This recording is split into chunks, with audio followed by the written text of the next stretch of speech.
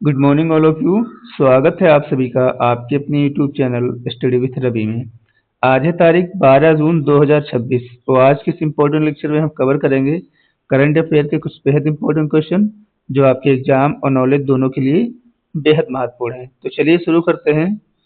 हमारा पहला क्वेश्चन है, किस देश ने हाल ही में नियो नामक दुनिया की पहली व्यावसायिक ब्रेन चिप को जो है मंजूरी दी है? तो ये मंजूरी दी है चाइना ने।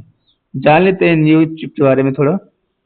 ठीक है, यह चिप को शंघाई के टेक स्टार्टअप और बीजिंग की प्रतिष्ठित संगवा यूनिवर्सिटी के शोधकर्ताओं ने जो मिलकर बनाया हुआ है। ठीक है, इसका मुख्य उद्देश्य क्या है कि 18 से 60 वर्ष के उन वयस्कों के लिए है जो रीढ़ की गंभीर चोट या दुर्घटना के कारण लकवाग्रस्त हो जाते हैं। ठीक है, तो यह चिप मुख्य रूप से लकवाग्रस्त मरीजों के दिमाग के संकेत को जो है पकड़कर उन्हें बाहरी मशीनों से जो है जोड़ती है, और इसका मुख्य काम मरीजों को बिना हाथ पैर हिलाए केवल सोचकर अपने काम खुद करने की आजादी देना इसका मुख्य काम है। ठीक है, इसके मुख्य काम क्या रहेंगे ये भी जान लेते हैं। जैसे विचारों से मशीन को कंट्रोल करना, मोबाइल और कंप्यूटर को चलाना, व्हील चेयर चलाना, ये सब जो है इससे कार्य रहेंगे। ठीक है, तो नियो नामक जो है दुनिया की पहली व्यावसायिक ब्रेन चिप को किसने बनाया है? तो चाइना ने बनाया है।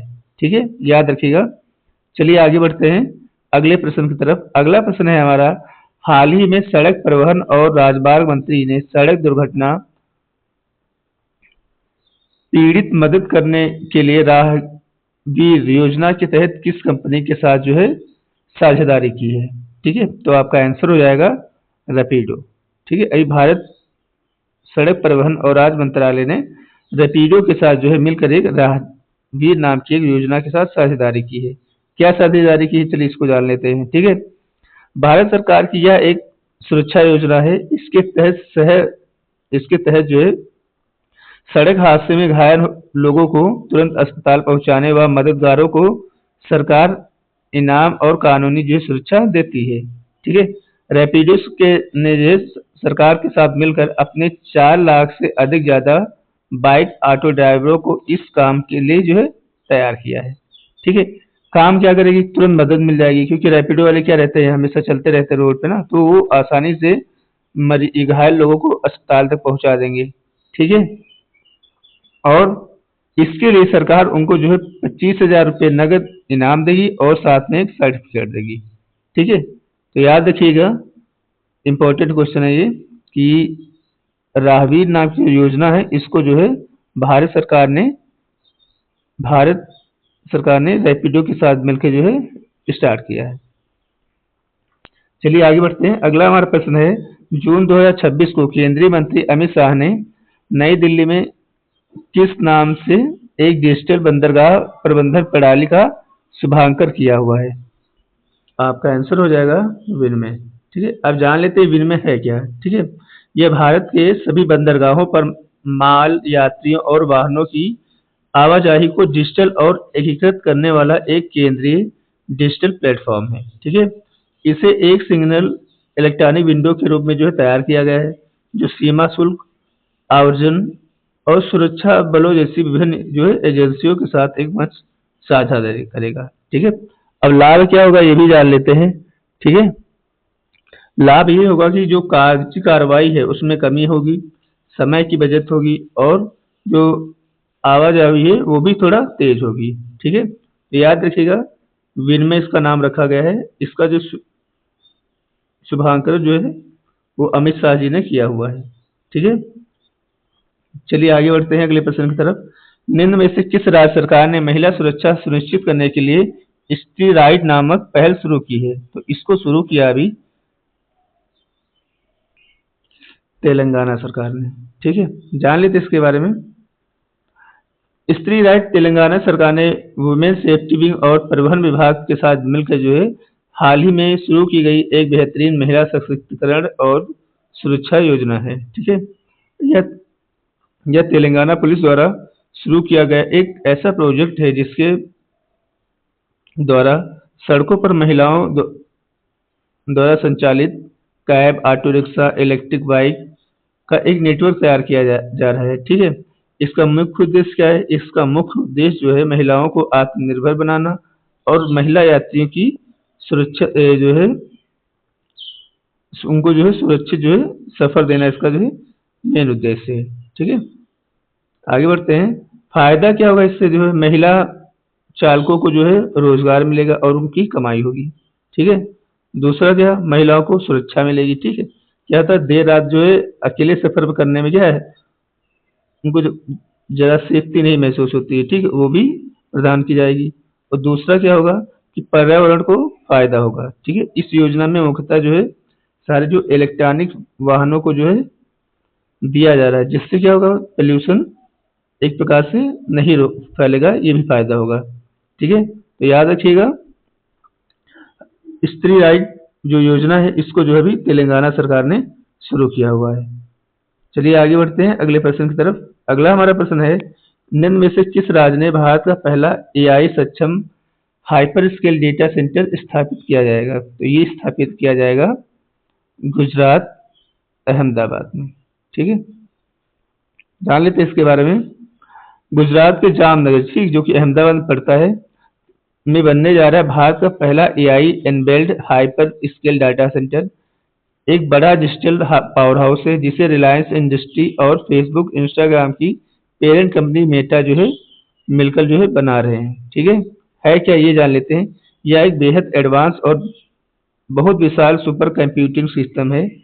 समान डेटा सेंटर सिर्फ एक अपना डेटा स्टोर करते हैं, लेकिन यह एक एआई इनबिल्ड आर्टिफिशियल इंटेलिजेंस पर जो है आधारित है।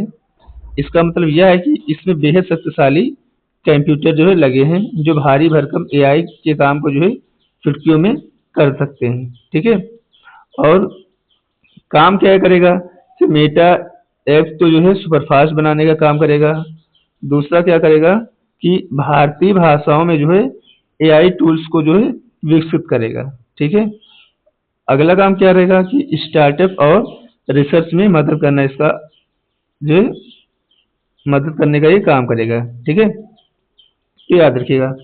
ठीक है, अब इसे मेटा एप्स को सुपरफास्ट बनाना, इससे क्या होगा, जो फेसबुक, इंस्टाग्राम और व्हाट्सएप पर जो एआई फीचर्स आप इस्तेमाल करते हैं, ठीक है, उनके डाटा को यह भारत के भीतर प्रोसेस करेगा, जिससे वे ऐप्स बहुत तेजी से चलेंगे। ठीक है, अब अगला हमारा है भारतीय भाषाओं में एआई टूल्स विकसित करना। ठीक है, यह सेंटर भारत की स्थानीय और क्षेत्रीय भाषाओं में शिक्षा, स्वास्थ्य, कृषि और छोटे व्यवसाय के लिए एआई टूल्स जो है विकसित करने का काम करेगा। ठीक है, अब अगर स्टार्टअप्स और रिसर्च की अगर बात की जाए तो भारत में वैज्ञानिक शोधकर्ताओं और नए जो स्टार्टअप्स को बड़े बड़े एआई मॉडल और मशीन लर्निंग पर जो है काम करने के लिए देश के अंदर ही भारी कंप्यूटिंग पावर देने का ये काम करेगा।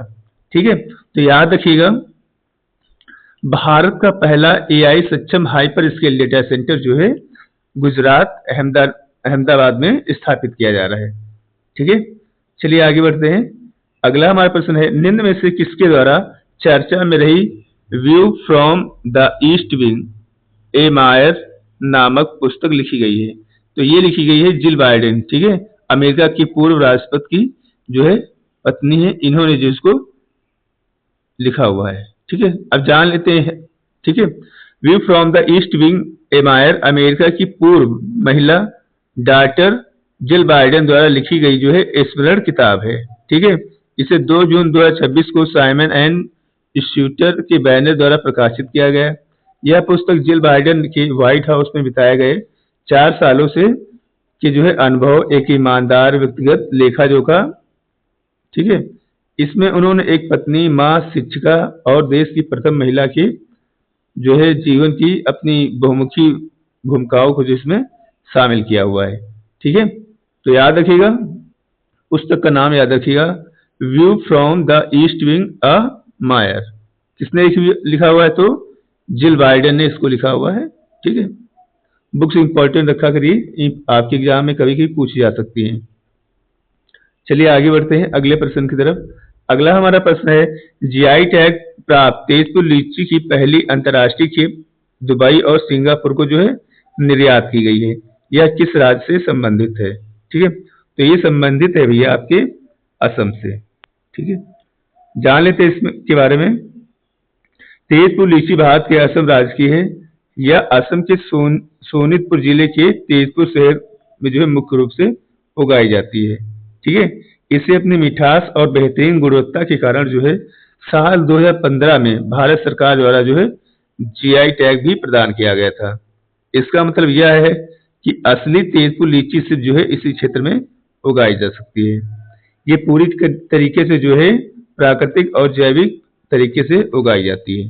ठीक है, तो याद रखिएगा तेजपुर लीची, ठीक है, पहली खेप जो है दुबई और सिंगापुर को भेजी गई है।